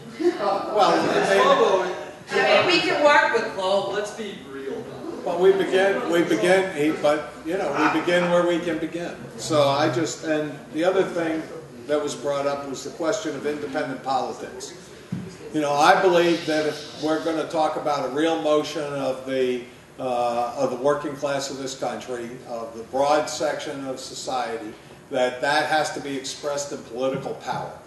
And some political power is in the street, and some political power is in the electoral arena, and real political power comes from the fusion of what's in the street and what's in the electoral arena. But it's got to be expressed through some sort of political apparatus. We are not a pre-party formation. The network is here to draw revolutionaries across the country into a network to communicate with each other and to help each other organize. But the working class as a whole, the movement as a whole that we're trying to foster and develop needs to develop political power, and I believe it needs to develop political power independent of the corporatists, Democrats, and Republicans that are there. And we're working in different venues to do that, including, the Greens and the Justice Party and other organizations, PDA, to mention some others, that's my take on the questions that have been raised. Ray had his hand up and then Tony. And then the sister over here, I think she got her hand up. Maria? So one of the things, my name's Ray Parrish. I've been doing veterans counseling my whole life. I grew up in the military. It's good to see you, brother. Here's something that a lot of veterans know in their hearts and they just don't talk about because sometimes we feel embarrassed. We enlisted for a lot of different reasons. None of us had one reason, except for those of us who had a draft breathing down our back. None of us had only one reason to enlist. So in the back of our minds, and when we get into the military, it's drilled into us. We enlisted for our fellow citizens. We enlisted to become part of something larger than ourselves. We wanted not to flip burgers, not to run a grocery store, not to make millions of dollars. We wanted to do something good. And we were convinced that killing other people was a good idea. Well, we learned. Either we learned to justify killing other people and we stayed sociopathic the rest of our lives, or we learned we had been fooled from the time we heard the first, let's go play war out in the yard. I grew up playing war with my brother and sisters, and the idea was this was all normal. So we've got to understand that a lot of what we are trying to do to inspire people to get involved in our organizations, in our movement, is that same thing that military recruiters do. We want you to become part of something larger than yourselves.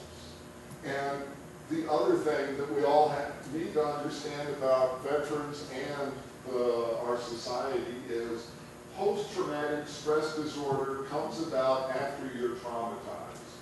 I watch the news every day and I see hundreds of traumatized people talking about the horrors of street violence, loss of jobs, loss of health care, loss of family members. This country has been so traumatized that we are being used and manipulated the same way veterans are, through fear. People are making us, we know which people, some people are making us so afraid of everything that we will do things that in the long run we know are bad for ourselves and our family. But in the short run, we just are convinced it's what's necessary. So we go ahead and enlist, and we go ahead and do something that we know is wrong, and we come back all messed up. The same thing is going on in our society all over the place. So we need to understand that when we're reaching out to each other, we have to take into account that we are not just soulless automatons, we're not just workers, we're human beings that are suffering. And if we understand that the suffering is what we are dealing with, then we can do it from a non-sectarian basis. We can address the symptom, the suffering, rather than our own opinions of what the cause of that suffering is. So we can join together to alleviate the suffering and forget about our own religion. You know, our own belief in our own particular God. You can all agree that we got to deal with the suffering no matter where we're coming from. And that's just it. We are all starting from different places in our world, but I think we're all finding that we're all heading towards the same goal. In a world of perpetual war, being a nonviolent activist is revolutionary. And that is what my thoughts have been for the past 35 years since I got off active.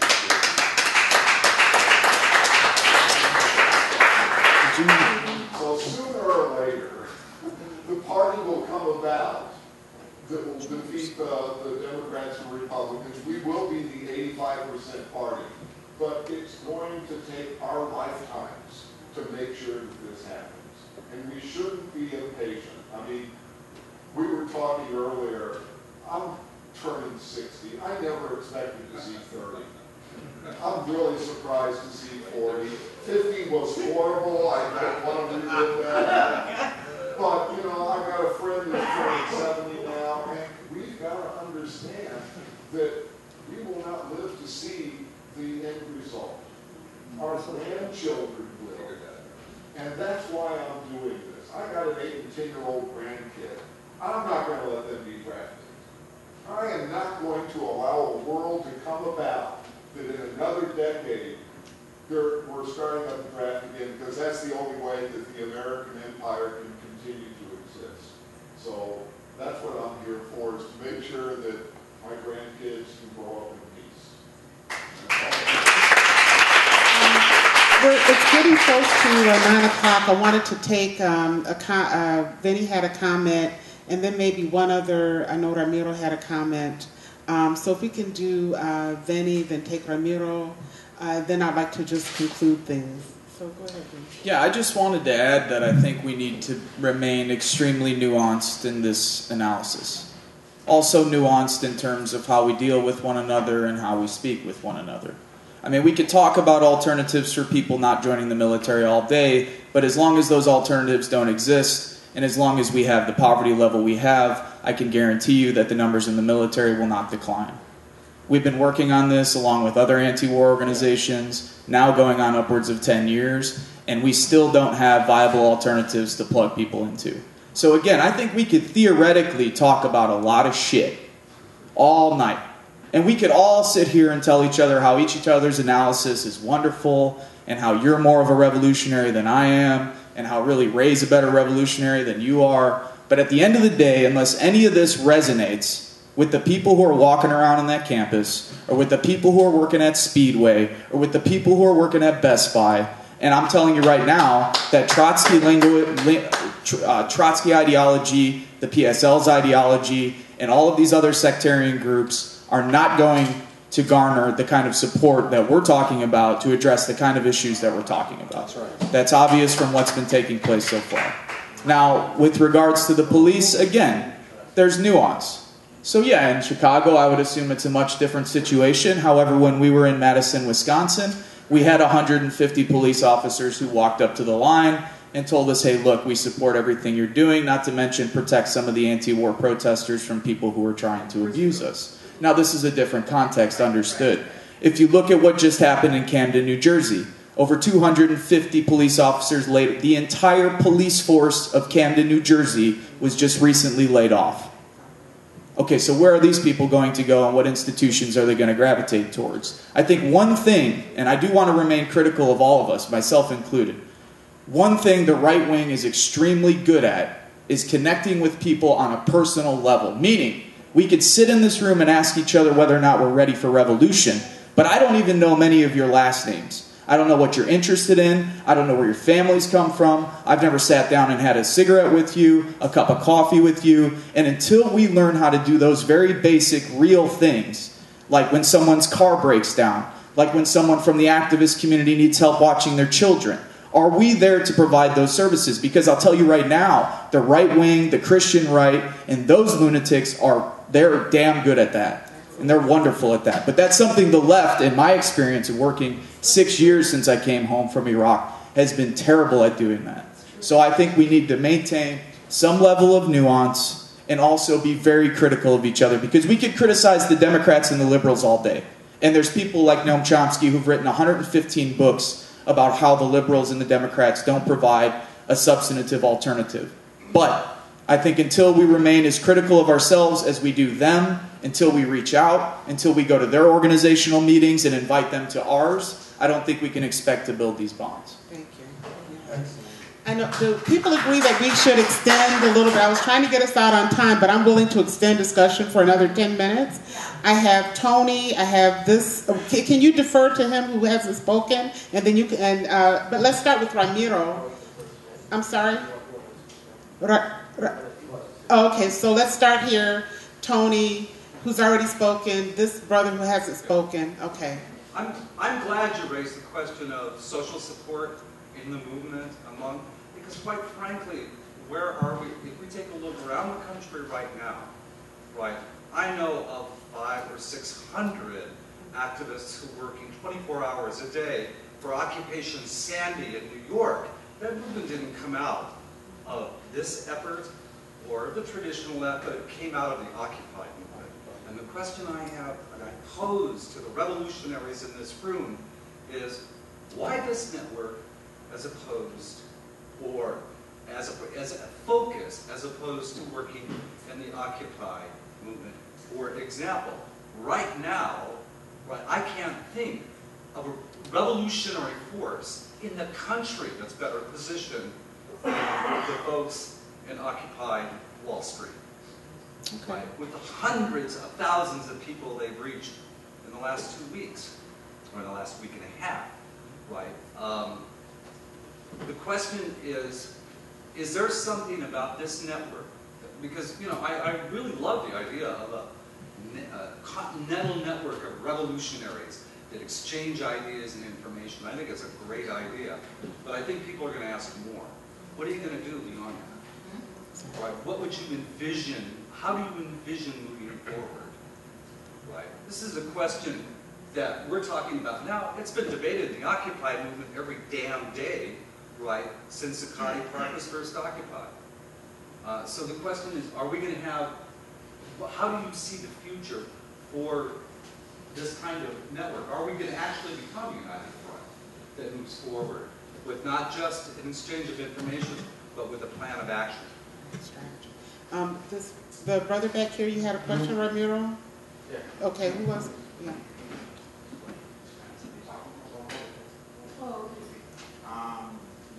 Entiendo el idioma, pero tengo dificultades para hablar en inglés. I understand the language, but I have a difficult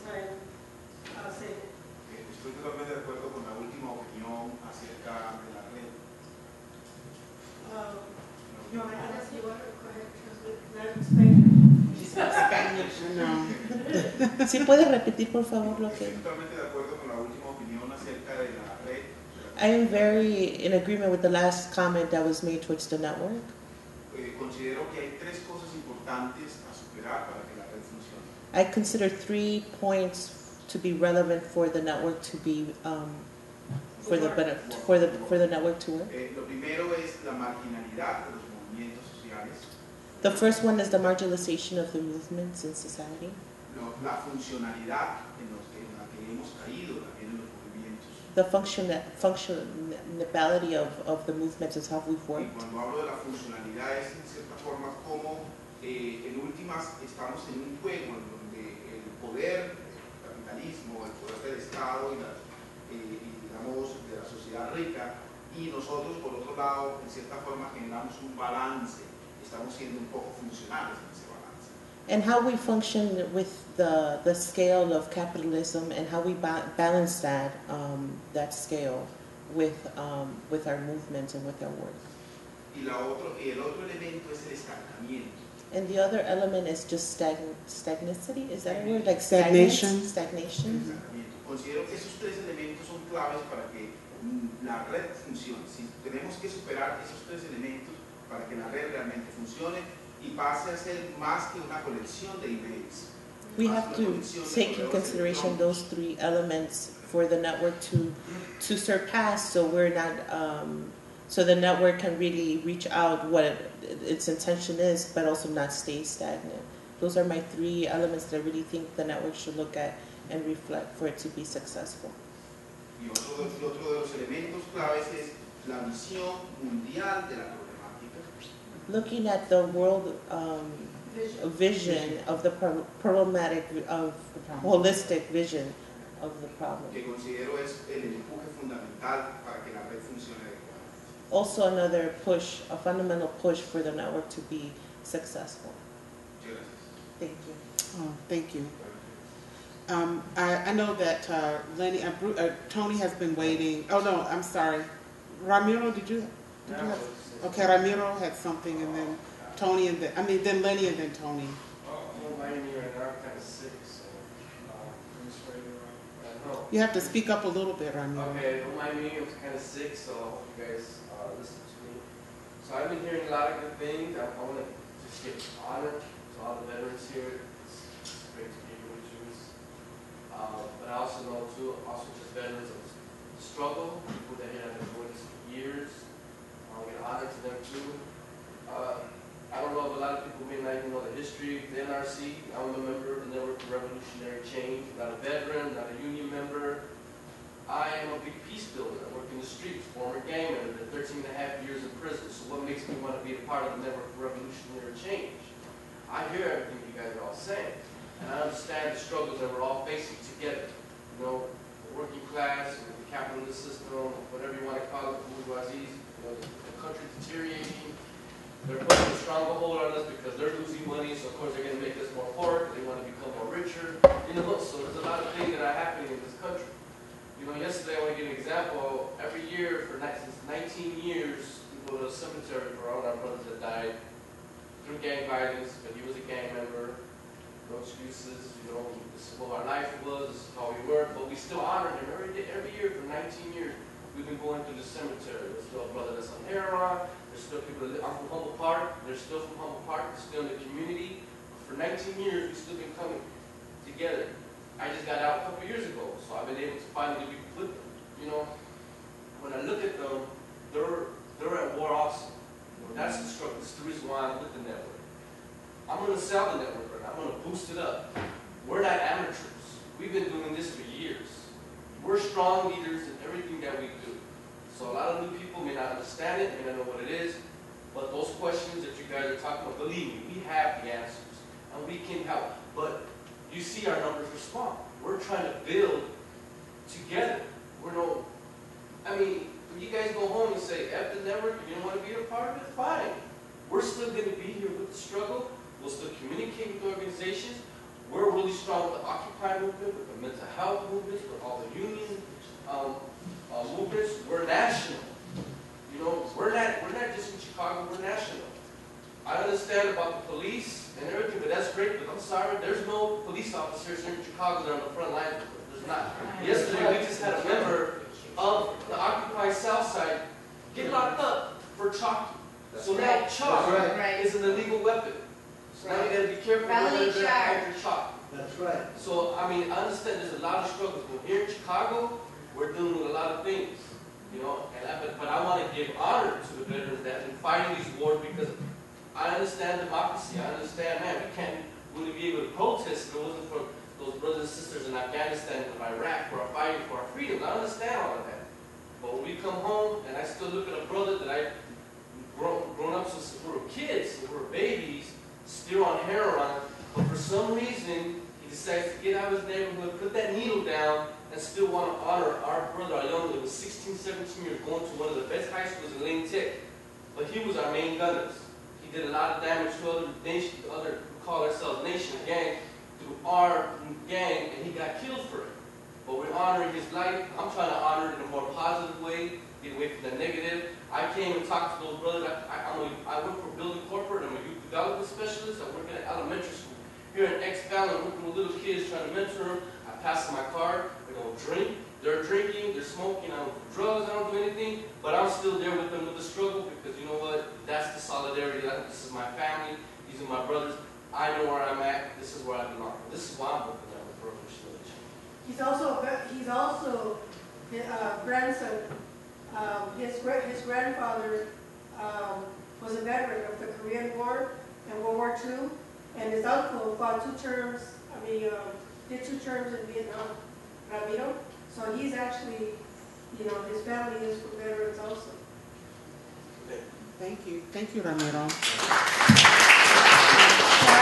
Can I get Lenny, and then what's your name, sister? Teresa? Eunice. Oh, Eunice, I'm sorry. Eunice, and then Tony. I just want to make a few comments on the networks as people are talking about it. The networks is a very young organization, just a little over a year. It also was set up as a very different kind of organization. We rejected a lot of the old left forms, and so people kind of still look at us through the lens of left groups. And you know, so I want to try and say a few words. One thing is that the network is not supposed to replace other organizations. We don't want to replace Occupy. We want people in our organization and in Occupy to be part of the network. And like Bruce said, it's not really an organization, it's a network, you know? And people who feel the need to have a certain kind of discussion, a certain level of discussion, will join the network. And see, I think the guy who made those remarks about why do we need another network, from some of the discussion, that's completely understandable. We don't need another network to exchange information. We don't need another network to tell each other about what's happening. What we need a network to do is to strategize together. That's what you don't get in Occupy, that's what you don't get in CAMI, that's what you don't get in all the organizations. You get a little of it there because everybody wants to strategize and figure out what to do. But what we need is a network of people with a common outlook, a revolutionary outlook. And given that outlook, what kind of strategy do we need to win political power? See?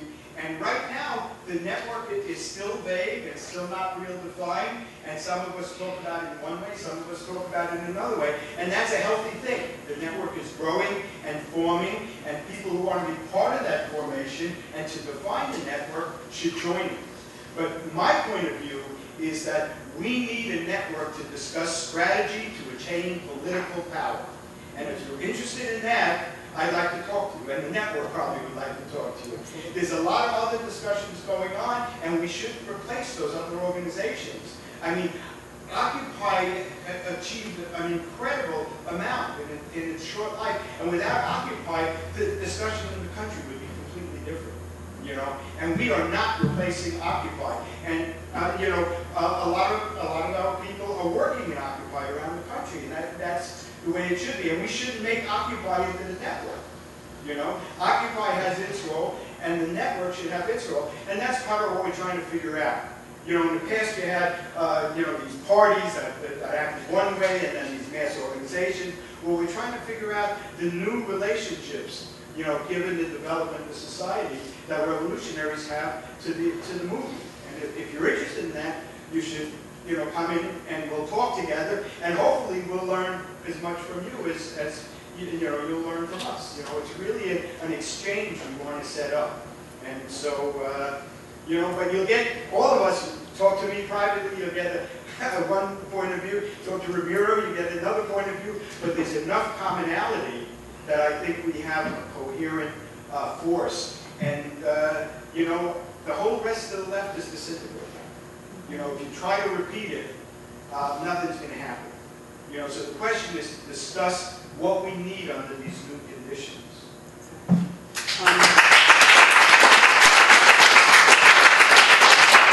So Eunice, would you like to, are you okay? Very sure, and I think that it's actually to sustain a little bit what the compañero here said. I just participated Thursday on the presentation of Cornell West, and there was a huge presence of African Americans listening to his presentation. And let me tell you, African Americans are ready to organize. I was very impressed and touched by the participation of the young people there, and everybody's ready. And I think that we're in a historical moment right now where we're saying, okay, we gave him the second term, we're ready now to mobilize and to make it come true. And I do feel that for whatever, that we need to take on any opportunity that we have to reach out to this community that is so ready to mobilize. And that was my somehow my question. And you know, what are we going to do? What is the idea of trying to reach out to other communities? I'm very much sure Latinos are very ready also to mobilize, and I just feel that it's very important right now. I don't know, I mean, the only difference that I feel with Occupy is that they don't reach out to community bases, and that's what I feel that this organization should work with and should turn out, and that's the only difference that I see me join this organization than going to Occupy. And then if there are no other, I'm going to let Tony as a network member, oh, I'm sorry, Alma, you have a comment? Sure. You have a comment? No, I'm going to have Tony in. Okay. So if there are no other comments or questions or, yes. I just want to mention that there was a huge perfect strike in Chicago by the Chicago Teachers Union, which was overwhelmingly supported by the working class to 80%. And this has changed the labor movement. Yeah, I just wanted to say, I think that the last few speakers have really done a good job kind of summarizing what we're talking about here. But Vinny was saying, we can look at our enemy, we can look on the other side and learn a lot. And I'll tell you one thing, the ruling class has no problem establishing networks. They got their networks. Their networks are not based on ideology. You look at the Heritage Foundation, you look at the U.S. Chamber of Commerce, you look at the American Legislative Exchange Council, and these guys coordinate their activity to advance their class interests. They're non-ideological. They are networks to not just strategize, not just to trade war stories, but to actually implement step by step the kind of awful social reorganization that they want to perpetrate. And we want to create a new social organization in this country. We're going to have the same kind of approach. It's not ideological, it's not a friendship society, even though we're friends. It's a serious effort to connect up the already existing struggles and those already existing practical leaders with all the variety of ideas and experiences and approaches. And I tell you, this is one of the best meetings we've had, I think, in the short life that we've been around. I think other network members would agree with me. This has been a serious discussion, and this is the kind of discussion that needs to continue. This is what a network is all about. Is having just precisely this kind of discussion and then going to the next step. What's the next battlefront? Because we're going to get our chance. We're going to get the next Katrina. We're going to get the next whatever it happens to be. The next Occupy. The next, we don't know what it's going to be. But if we're in place for it, then we can make a decisive step towards that long path that Ray was talking about. And so I feel very confident and very optimistic about the kind of discussion we've had here today. We want you to become part of the network. We want to set up the means by which we can continue this dialogue. This is our third or fourth gathering like this. We want to have more gatherings like this, take the gatherings out, and we have all the time in the world to build this thing right, but we don't have any time to waste. That's what we're for it. So I just wanted to express that, and especially I want to thank the veterans who came out. They were the first ones here. Bruce brought in the whole troop at 6 o'clock, and they helped us set up. And so thank you, brothers, for coming out, and for everyone coming out here tonight. It's been an excellent meeting. And that's all. Happy Veterans Day to all of us. How about that?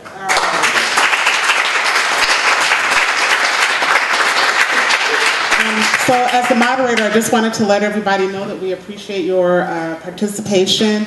If you would like to make a contribution to tonight's event, please see Camila. If you'd like to become a part of the network, certainly please see Camila and Ramiro. And in terms of the reach out and those sorts of things, we want to talk to the Sister Eunice. And those of us, we see you at Occupy. I think I saw some of you downtown, so we're everywhere. So until the next time, thank you, everybody. Cammie, Vinny, Alma, Bruce, thank everybody, and all of you here.